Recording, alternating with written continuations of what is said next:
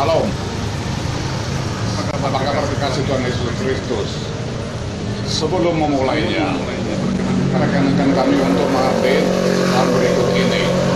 Channel ini dibuat atas inisiatif sendiri dan dibiayai sendiri pula tanpa dukungan dari pihak manapun. Sebagaimana kena ketahui, episode ini sudah memasuki pembahasan kata pengantar kitab Zakaria yang merupakan kitab ke-38 dari 39 kitab Perjanjian Lama di dalam Alkitab.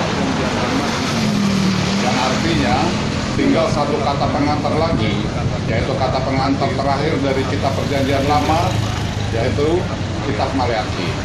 Episode kata pengantar kitab Perjanjian Baru pun sudah kami tayangkan seluruhnya, hingga kata pengantar kitab Wahyu yang merupakan kitab terakhir dari Perjanjian Baru di Alkitab. Setelah itu, episode-episode mengenai kata pengantar ini akan kami akhiri. Berikutnya kami akan memasuki babak baru, yaitu episode podcast dengan mengundang para rohaniawan Kristiani terkemuka seperti para pendeta, baik yang masih aktif maupun yang sudah emeritus, serta para tokoh rohaniawan maupun tokoh Kristiani terkemuka sebagai narasumber.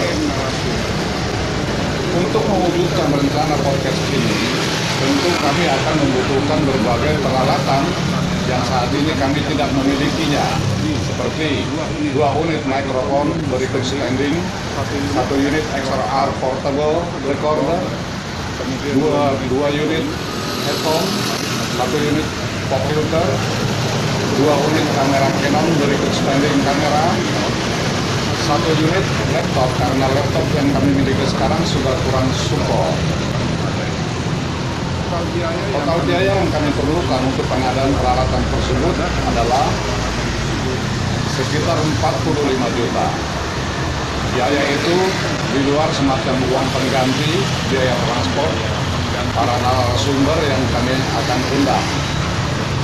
Untuk itu, dengan segala kerendahan hati, kami mohon agar Bapak Ibu berkenan berbagi berkat dengan berdonasi untuk mendukung pelayanan channel pelayanan ini. Silakan melakukan transfer donasi melalui nomor rekening yang tercantum di layar. Untuk transparansi donasi, kami akan mencantumkan inisial nama, nomor referensi transfer, dan jumlah transfer Bapak Ibu pada episode berikutnya. Atau jika pun Bapak tidak berdonasi, mohon agar video ini dapat di-subscribe, like, dan share kepada rekan atau kenalan agar channel ini dapat bertumbuh dan semakin banyak jiwa yang terbarukan dan terselamatkan. Juga jangan lupa tekan tombol bel agar kepada Anda nanti diberi notifikasi untuk video berikutnya. Terima kasih. Kiranya damai sejahtera dari Allah Bapa dan kasih setia dari Tuhan kita Yesus Kristus serta Roh-Nya yang kudus senantiasa menyertai kita semuanya. Amin. Pada episode edisi ke-70, Sabtu tanggal 8 April 2023 dengan seri Starting Over atau memulai kembali. Sekarang kita bahas kata pengantar dari kitab Zakaria yang merupakan kitab ke-38 dari 39 kitab Perjanjian Lama di dalam Alkitab. Kata pengantar ini saya kutip dari buku The Student Bible yang telah selesai saya terjemahkan ke dalam bahasa Indonesia. Zakaria memulai lagi. Bagaimana mereka dapat membangun kembali dengan pecahan-pecahan? Sebab beginilah firman Tuhan. Aku kembali lagi kepada Yerusalem dengan kasih sayang. Rumahku akan didirikan pula di sana. Dari kitab Zakaria pasal 1 ayat 16. Ketika orang Yahudi mengenang kembali sejarah mereka, hal itu tampak seperti longsoran panjang menuruni bukit. Secara konsisten, mereka telah menanggapi kasih Allah dengan menggerutu terhadap Dia, tidak mematuhi hukumnya, dengan menyembah berhala. Akhirnya, setelah berabad-abad diperingatkan, penghukuman telah datang. Yerusalem telah rata. Orang-orang yang selamat dibariskan dan dirangkai menuju bagian lain ujung dunia. Mereka tidak hanya kalah dalam pertempuran, mereka kelihatannya kehilangan tempat di hati Tuhan dan masa depan mereka sebagai umat pilihan Tuhan. Tetapi harapan untuk suatu permulaan baru datang di pengasingan.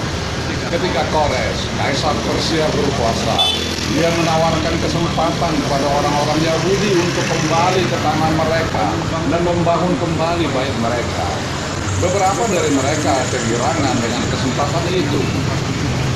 Mereka menempuh perjalanan panjang menuju satu tanah kediaman yang mana banyak di antara mereka belum pernah melihatnya. Anda bisa membaca tentang perjalanan ini pada pasal pertama kitab Ezra. Mereka tidak hanya ingin membangun kembali, mereka berharap bisa lolos dari kecenderungan anti Allah yang telah merongrong bangsa mereka sejak dari semula. Harapan baru mulai pudar. Mereka menemukan adegan yang mengecewakan. Kota mereka yang dahulunya indah kini telah menjadi kota hantu. Segala sesuatu yang bernilai telah dihancurkan. Ladang subur dipenuhi tanaman liar. Wilayah itu hampir tidak ada manusia. Rombongan kecil yang kembali dari pengasingan itu membangun sebuah altar di atas tanah reruntuhan bait suci. Tetapi segera mereka menjadi putus asa tentang bangunan yang sesungguhnya. Mereka telah cukup kesulitan menemukan tempat tinggal dan mengorek ruang duduk dari tanah. Ketika negeri tetangga non-Yahudi mereka menentang pembangunan kembali bait suci, para mantan pengasingan itu menyerah. Harapan mereka akan suatu, tanda kutip, permulaan baru yang hebat, mulai memudar. Bait suci itu tetap dalam keadaan rusak selama hampir 20 tahun lamanya, hingga Nabi Hagai dan Zakaria memperbaharui minat mereka. Para nabi ini melihat selama bait suci tergeletak di reruntuhan, keistimewaan Israel sebagai umat pilihan Tuhan juga runtuh.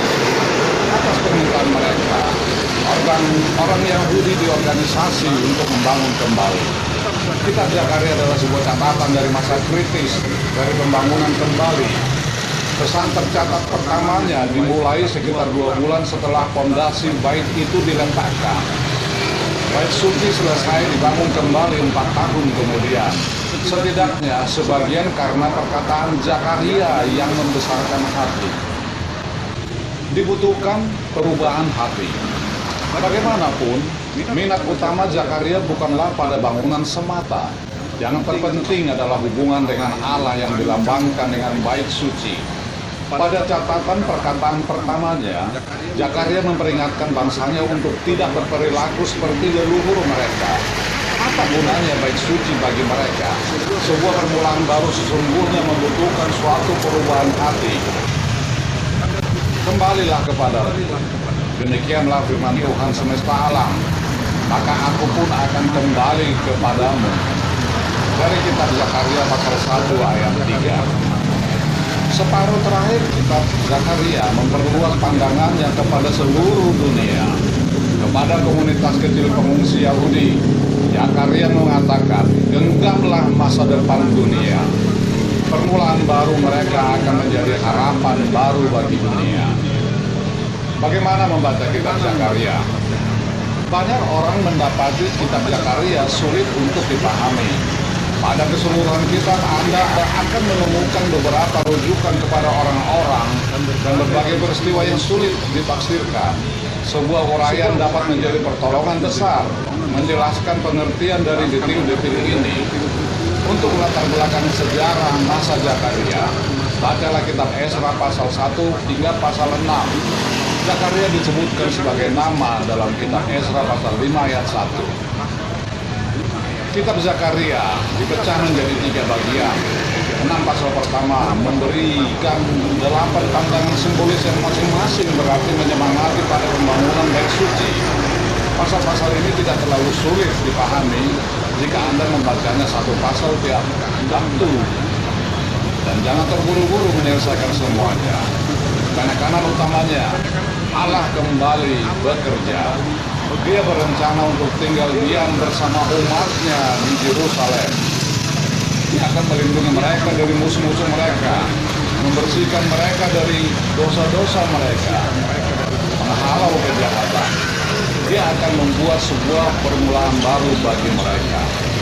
Pasal 7 dan pasal 8 menggambarkan kualitas hidup yang dikehendaki Allah untuk dinikmati oleh umat pembaharuannya.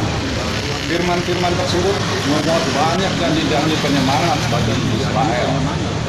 6 pasal terakhir dirangkum dengan suatu rujukan teka-teki kepada Israel yang berjuang harus bertahan dalam menjadi seperti apa yang diinginkan Allah. Anda akan menemukan berbagai perkiraan atas penderitaan buruk dan kejayaan absolut. Pasal-pasal ini selengkapnya membantu para penulis Injil memahami penderitaan Yesus, kematian dan kebangkitan. Para penulis mengutip pasal-pasal ini saat mereka menulis tentang hari-hari terakhir Yesus. Kitab Wahyu di Perjanjian Baru menjelaskan tujuan akhir dari sejarah, juga menggambarkan berbagai perkiraan Zakaria. Salam dari daerah Malioboro, Yogyakarta. Saya menyampaikan Tuhan Yesus memberkati kita semuanya. Amin.